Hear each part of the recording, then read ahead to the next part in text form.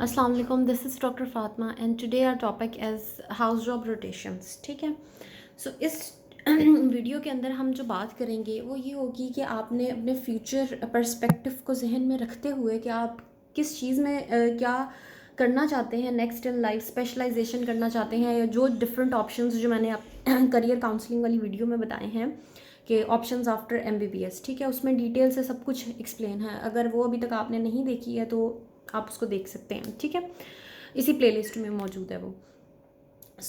अब हम देखेंगे कि वो जो फील्ड्स आपने आगे परसू करनी हैं उसकी बेसिस के ऊपर आपको अपनी हाउस जॉब रोटेशन किस तरह से डिसाइड करनी चाहिए, क्या आपको लेना चाहिए। ठीक है, अगर तो आपके पास ऑप्शन है चूज़ करने का, किस तरह से आप चूज़ करेंगे, क्योंकि हाउस जॉब वाली वीडियो जो मैंने एक बनाई है कि हाउस जॉब से पहले जो चीज़ें आपको पता होनी चाहिए, उसमें भी मैंने बताया है, दोबारा भी बता देती हूँ कि ये आपके फाइनल ईयर के मार्क्स के ऊपर डिपेंड करता है। ठीक है, सबसे पहले हम आते हैं जीपीशिप और एमओशिप कि अगर आपका इन फ्यूचर कोई स्पेशलाइजेशन करने का, कहीं अब्रॉड जाने का कोई इस तरह का इरादा नहीं है और आप सिंपली कहीं पेरिफ्री से लेट से बिलोंग करते हैं, या अगर स्पेशलाइजेशन का इरादा है भी तो उससे पहले आप जो है वो जीपीशिप या एमओशिप की तरफ जाना चाहते हैं। ठीक है, प्राइवेट क्लिनिक की तरफ जाना चाहते हैं, तो इसके लिए आपके पास जो बेस्ट फील्ड्स हैं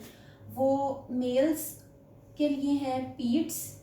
ठीक है, और ये होगी मेडिसिन में से। ठीक है, और फीमेल्स के लिए भी पीड्स ही है अगर हम मेडिसिन वाली फील्ड की बात करें। ठीक है, और दूसरी तरफ अगर हम सर्जरी की बात करते हैं तो फीमेल ओरिएंटेड तो गायनी ऑब्स ही है। ठीक है, तो ये फील्ड जो है वो सबसे इम्पॉर्टेंट है। और अगर मेल्स अपना प्राइवेट क्लिनिक या जीपीशिप की तरफ जाना चाहते हैं तो उनके लिए ये वाले जो ओपीडी केसेस है ना, जिसके अंदर ज़्यादा आईईएनटी वाले, ये ज़्यादा सिग्निफिकेंस रखते हैं। ठीक है, अब फॉर एग्जांपल आपको पीड्स नहीं मिलती है, क्योंकि ऑब्वियसली ये फर्स्ट जितनी उनके पास हर हॉस्पिटल के पास सीट्स होती हैं उसके ऊपर डिपेंड करता है। फिर आप क्या ले सकते हैं, फिर आपके पास ऑप्शन आ जाता है डर्माटोलॉजी का। ठीक है, ये भी बोथ मेल और फीमेल्स दोनों ही इसको ऑप्ट कर सकते हैं। ठीक है, और अगर ये भी नहीं मिलती है तो उसके बाद फिर ये सारी चीज़ें जो है ना इन सब के अंदर, रेडियो को छोड़ के सबके अंदर ओपीडी है, ओपीडी केसेस आते हैं। ठीक है, बहुत ज़्यादा नहीं होंगे बट टू सम एक्सटेंट आपको फ़ायदा होगा इस चीज़ का। ठीक है, तो ये हो गए सारे। और अगर यहाँ से आपको नहीं मिलती है कोई फील्ड तो आप इनमें से कुछ चूज़ कर सकते हैं, क्योंकि एनेस्थीसिया की ओपीडी नहीं होती है इस वजह से। ठीक है, ये हो गया हमारे पास पहली चीज़। अब दूसरी चीज़ की अगर हम बात करते हैं जो कि है स्पेशलाइजेशन। अगर आप, अब उसकी भी दो ब्रांचेज है कि अगर आप पाकिस्तान में करना चाहते हैं या अब्रॉड जाना चाहते हैं। तो अगर तो आप पाकिस्तान में रह के FCPS, MCPS और MDMS इन सब में से कोई भी चीज़ ऑप्ट करना चाहते हैं तो जिसमें आपको इंटरेस्ट है, फॉर एग्जांपल हम फाइनल ईयर में वार्ड लेते हुए हम सोच लेते हैं कि अच्छा हमें ये पसंद है, ये पसंद है, तो अगर आपके पास ऑप्शन है so you can choose any of it. ठीक है, अब बात आती है कि अगर आप अब्रॉड जाना चाहते हैं तो सबसे पहली चीज़ जो यहाँ पे हम देखते हैं कि अगर आपने USMLE का आपका इरादा है, मोस्टली आई वुड से कि लोग जो स्टेप्स वाले होते हैं उन्होंने अपने थर्ड ईयर फोर्थ ईयर से इसके लिए चीज़ें स्टार्ट कर दी होती हैं, स्टेप 1 स्टेप 2 दे दिया होता है। तो उनके पास दो ऑप्शन होते हैं, या तो वो हाउस जॉब करें ही ना, या वो हाउस जॉब कर लें बट ईजी कर लें। ठीक है, ये सोलली सब्जेक्टिव डिसीजन है जिसका भी है। ठीक है, अगर आप नहीं करना चाहते हैं तो मत करें। ठीक है, I would not suggest that, क्योंकि आपकी CV में गैप अच्छा नहीं होता है और आप अपना बिल्कुल आप US के चक्कर में यहाँ पे भी अपना लाइसेंस नहीं लेते हैं। So life is so unpredictable, so इसलिए आपको अपनी हाउस जॉब करके बेशक आप इजी में कर लें बट अपना परमानेंट लाइसेंस अपने होम कंट्री का भी ले लेना चाहिए। अब आते हैं जी US वाले लोग, तो इसके अंदर आ जाता है हमारे पास dermatology. Comparatively it's very chill. ठीक है, उसके बाद साइकाइट्री अगर है वहाँ पर, ठीक, यहाँ इसमें भी बहुत ज़्यादा बर्डन नहीं होता है काम का, बस आपने वार्ड में भी अगर हो तो आप बैठना ही होता है। डर्मा के अंदर तो वार्ड होता ही नहीं है। ठीक है, ये जो हम लोग सेपरेटली जब एक्सप्लेन करेंगे ना तो उसमें मैं आपको बताऊंगी। तो इसमें सिर्फ OPD होती है, इमरजेंसीज भी नहीं होती हैं और वार्ड में भी कोई पेशेंट नहीं होता। ठीक है, cardio is a hectic one. ठीक है, गैस्ट्रो, पल्मो और नेफ्रो, न्यूरो ये सब आती हैं मिड में और डिपेंड करता है कि किस हॉस्पिटल में हैं आप। ठीक है, और फिर आती है रेडियो जो सब जगह पे चेल होती हैं, वो है डर्मा, रेडियो, साइकाइट्री। ठीक है, इनकी तरफ आपको जाना चाहिए। अब आते हैं सर्जरी में से, तो सर्जरी में एनेस्थीसिया है कंपैरेटिवली। ठीक है, जो फीमेल्स भी ऑप्ट कर सकती हैं। अगर ये आप ऑर्थो यूरोलॉजी वगैरह में जाएंगे तो ये ज़रा थोड़ी सी मेल ओरिएंटेड फील्ड्स हो जाती हैं। आई एम नॉट सेइंग कि जा नहीं सकती हैं लड़कियां इसमें, बट अकॉर्डिंग टू जो भी पाकिस्तान का कल्चर है या जिस तरह से भी नॉर्म्स बनी हुई हैं, तो ये ज़्यादा यहाँ पे मेल डोमिनेंट फील्ड्स हैं। ठीक है, IENT चिल हैं तो ये दोनों ही इसमें जा सकते हैं। ठीक है, OPD होती हैं, कॉल हो भी तो इतना उसके अंदर कोई काम नहीं होता है। ठीक है, सो ये हो गई हैं हमारे पास फील्ड्स। ठीक हो गया। अब बात आते हैं जी UK और आयरलैंड वाले। ठीक है, अब UK वाले जो हैं उनको फाउंडेशन ईयर से सिर्फ फ़र्क पड़ता है, which is your house job, क्योंकि UK में जो है वो 2 फाउंडेशन ईयर कंसीडर किए जाते हैं। अगर आप हाउस जॉब करते हैं तो फाउंडेशन ईयर 1 ये है, तो आपको करनी ही होती है, तो वो आप जिसमें भी कर लें जो आपका इंटरेस्ट है। बट आयरलैंड के लिए अगर आप आयरिश मेडिकल काउंसिल की वेबसाइट ओपन करें तो उन्होंने प्रॉपर एक लिस्ट दी हुई है। ठीक है, ये बच्चे बहुत गलती करते हैं, बिकॉज आयरलैंड जो है वो एक it's very good place to go without any exam. सिर्फ OET है, और पाकिस्तानियों के लिए उन्होंने ये एक अच्छा इनिशिएटिव है कि सिर्फ OET और कुछ भी नहीं चाहिए आपको, और आपकी जो हाउस जॉब है वो 2009 के बाद की हो, और उन फील्ड्स के अंदर वो एक्सेप्ट करते हैं, जिसमें उसकी लिस्ट जो है ना वो आपको उनकी वेबसाइट के ऊपर भी मिल जाएगी। ठीक है, मैं आपको इस वीडियो के एंड पे भी बता दूंगी। ठीक है, कि कौन सी है जो आप ऑप्ट कर सकते हैं। उसमें फॉर एग्जांपल ENT है, एनेस्थीसिया है। ठीक है, जो भी फील्ड्स एक्सेप्ट करते हैं उसी को प्रेफर करें कि वही आपके रोटेशन आप उसको रखें। वो काफ़ी सारी फील्ड हैं, ऐसा नहीं है कि वो सिर्फ 1-2 फील्ड्स हैं। ठीक है, सो एक बात तो ये हो गई। उसके बाद अब हम आते हैं सिलेक्शन सीक्वेंस और हर रोटेशन का इंडिविजुअल। ठीक है, तो ये हम स्पेस तरह खाली ये लास्ट पे जो 2 चीज़ें रह गई हैं ना, CSS और एडमिनिस्ट्रेटिव, इनकी भी अगर आपको डिटेल चाहिए तो वो ऑप्शंस आफ्टर MBBS वाली वीडियो के अंदर आपको मिल जाएगी। ठीक है, बहुत ही मैंने कम्प्रीहेंसिवली एक्सप्लेन किया है। तो अगर तो आपका है, मोस्टली जो लोग होते हैं ना उनका ये जो एडमिनिस्ट्रेशन या टीचिंग की तरफ जाने का इरादा बनता है ना, वो बनता है हाउस जॉब के अंदर। ठीक है, उनको क्लिनिकल साइड पसंद नहीं आती है, वो देखते हैं उनके लिए, कुछ लोगों के लिए बहुत ही वो एड्रेनलिन रश जो है इमरजेंसी का बहुत ही स्ट्रेसफुल होता है, या उनकी डोमेस्टिक सिचुएशन इस तरह से होती है, तो वो फीमेल्स मोस्टली टीचिंग को प्रेफर करती हैं। तो ये आपका जो है ना हाउस जॉब के मोस्टली बाद होता है। बहुत ही कम लोग होते होंगे जो हाउस जॉब से पहले जिनका ये डिसाइड होता है कि उन्होंने इस साइड पे जाना है। ये वाले लोग भी जो हैं कोई भी अपनी house job rotation depending on their interest रख सकते हैं। इसके अंदर भी कोई ऐसा नहीं है कि अगर आपने पीड्स में की होगी तो वो एक्सेप्टेबल होगी, या वो अगर आपकी ऑर्थो में है तो वो आपको ज़्यादा कहीं फ़ायदा देगी, इससे कोई फ़ायदा नहीं है। ठीक है, फिर है लास्ट हमारे पास ये CSS। अगर तो आप फील्ड स्विच, ये भी मोस्टली कुछ लोग तो वैसे MBBS के दौरान ही जिनका इरादा होता है ये कि हमने भी, जिनको शौक है हमने CSS ही करना है बाद में, तो वो फिर ये है कि उनको भी मैं बिल्कुल जैसे USMLE वाले लोगों को सजेस्ट किया है कि आप इजी कर लें बट करें ज़रूर।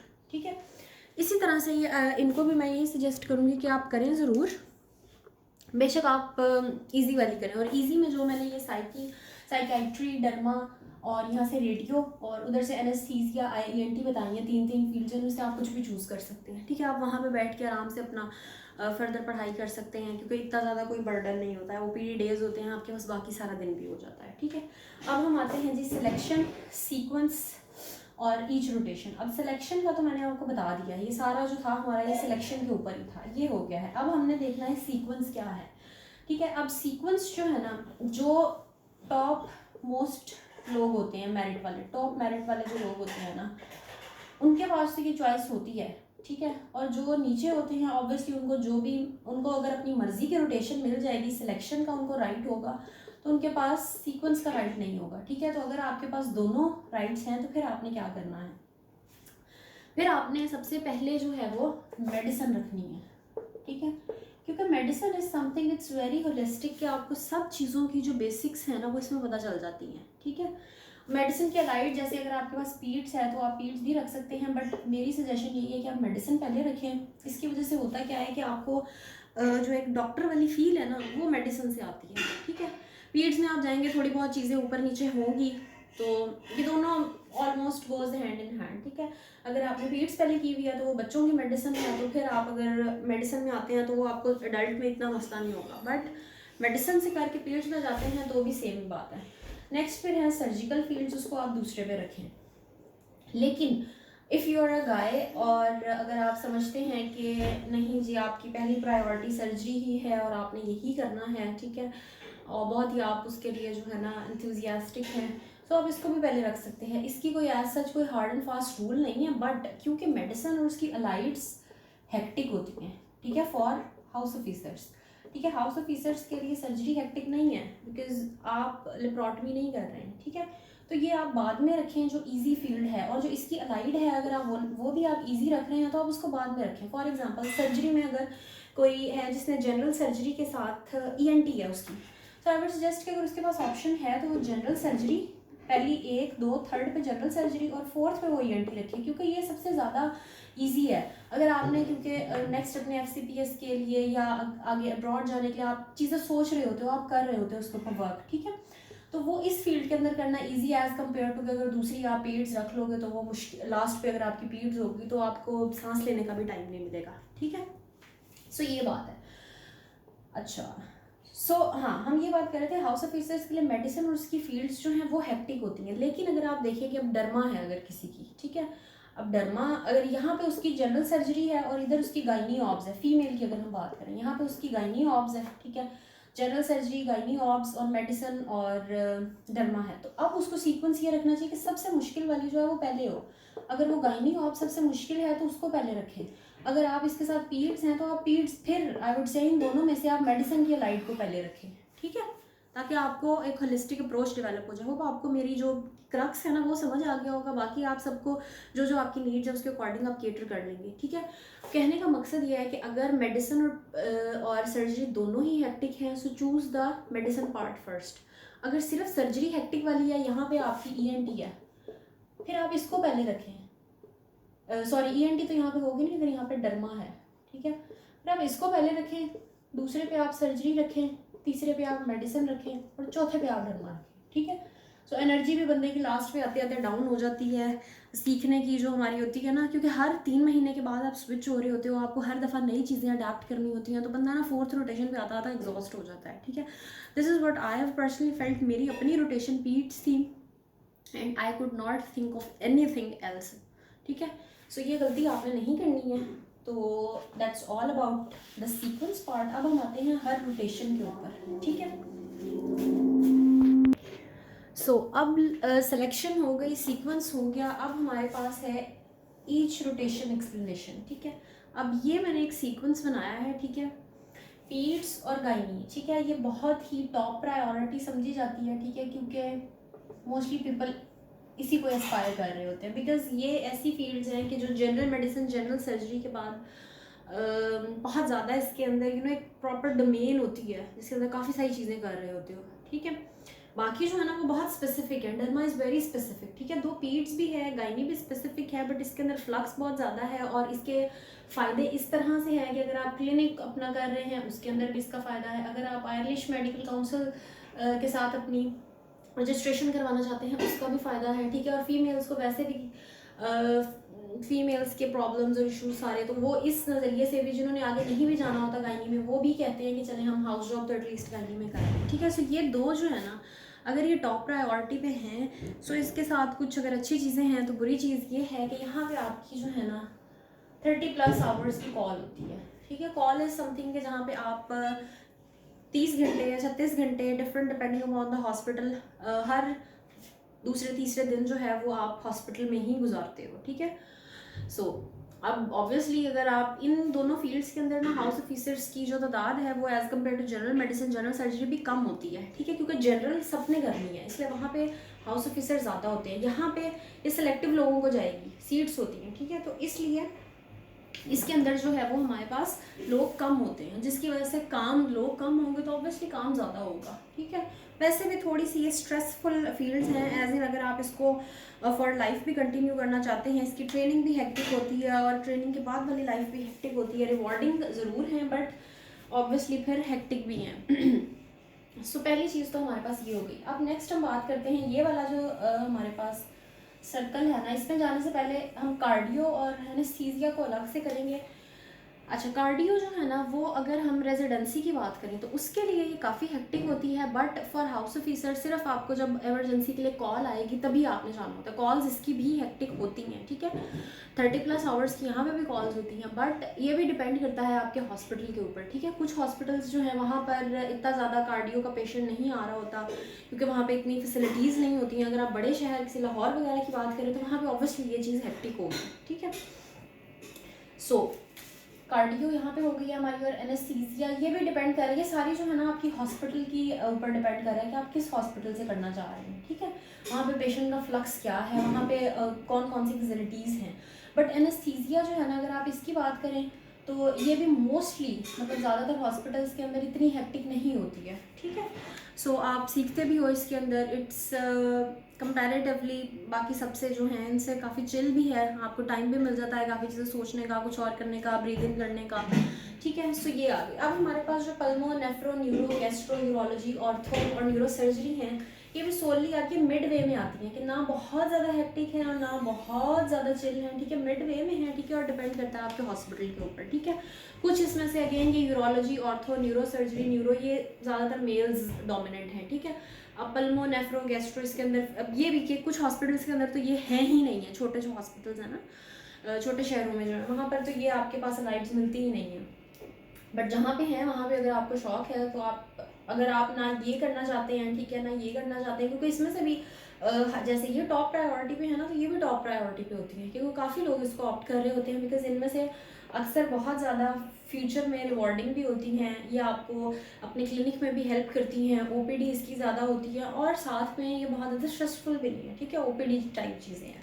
सो ये जो है ना ये मिडवे में आती हैं, तो इसमें से आप अपनी पसंद के मुताबिक चूज़ कर सकते हैं। अब लास्ट ग्रुप जो है which is dermatology, radiology, I ENT and psychiatry, ठीक है। अब डर्मा की अगर हम बात करते हैं तो इट्स वेरी रिवॉर्डिंग भी और चिल भी है, इसके अंदर सब कुछ है, ठीक है। सो ऑब्वियसली इसका भी मेरिट थोड़ा सा ज़्यादा होता है, अब इसके अंदर पढ़ भी सकते हो, आप सब कुछ कर सकते हो, आप ओपीडी भी सीखते हो, सारी बातें हैं। सो ये हो गई। रेडियो के अंदर भी कोई स्ट्रेस नहीं है, सिर्फ आपने जो है वो अल्ट्रासाउंड, स्कैन और इस तरह की चीज़ें डील करनी है, ठीक है। आई और ENT जो है इनमें भी मोस्टली OPD और ENT वार्ड्स जो होते हैं, OTs भी होते हैं, सब कुछ है, बट कम है, इंटेंसिटी कम है हर चीज़ की, ठीक है। और साइकाइट्री भी हर जगह पे होती नहीं है, जहाँ पे है वो आप इसको ऑप्ट कर सकते हैं, ठीक है। और इंटरेस्ट के ऊपर ये भी बेस करता है, या आपने आगे क्या फ्यूचर में परस्यू करना है उसके ऊपर डिपेंड करता है, ठीक है।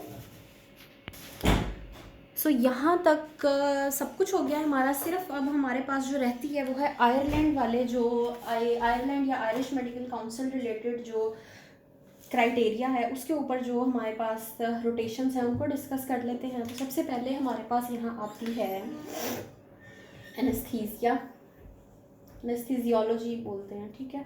नेक्स्ट है हमारे पास इमरजेंसी मेडिसिन, ठीक है। ये भी ऑब्वियसली हर जगह पे नहीं होती है, ठीक है, कुछ हॉस्पिटल्स ही हैं जहाँ पर इमरजेंसी मेडिसिन की हाउस जॉब और रेजिडेंसी अवेलेबल है, ठीक है, मोस्टली लाहौर, इस्लामाबाद के अंदर।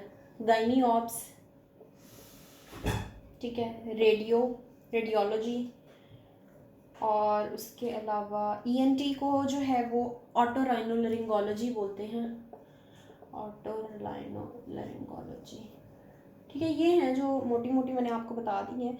साइकाइट्री है वो भी होती है इसके अंदर, ठीक है। बाकी आप जो है ना IMC काउंसिल पे भी जाकर फर्दर कंफर्म भी कर सकते हैं। और हाँ, एक और बात कि जब आपने ये ऑटोराइनोलरिंगोलॉजी लिखना है ना तो यहाँ पे ENT लिखना है, ठीक है। इसी तरह आई भी एक्सेप्टेबल है, तो आई की जगह आपने आई भी लिखना, ऑफ्थल्मोलॉजी लिखना है, ठीक है। एनेस्थीसिया नहीं लिखना, एनेस्थीजियोलॉजी लिखना है। अगर आप ये नहीं करेंगे तो फर्दर जब आप अपना house job certificate next steps कर रहे होंगे फॉर आयरिश मेडिकल काउंसिल, तो तब आपको इश्यूज़ होंगे, ठीक है। तो ये आपने साइट पे जाके प्रॉपर्ली इनके स्पेलिंग्स चेक कर लेने हैं और फिर अपने सर्टिफिकेट के ऊपर आपने लिखवाने हैं, ठीक हो गया। So that's it about it. यहाँ तक किसी को इन रोटेशन से रिलेटेड अगर कोई और इशू हो, कुछ भी आपने पूछना हो, सो डिस्क्रिप्शन में जो व्हाट्सएप ग्रुप है वहाँ पे आप मुझे कांटेक्ट कर सकते हैं, और obviously the comment section two. Thank you very much.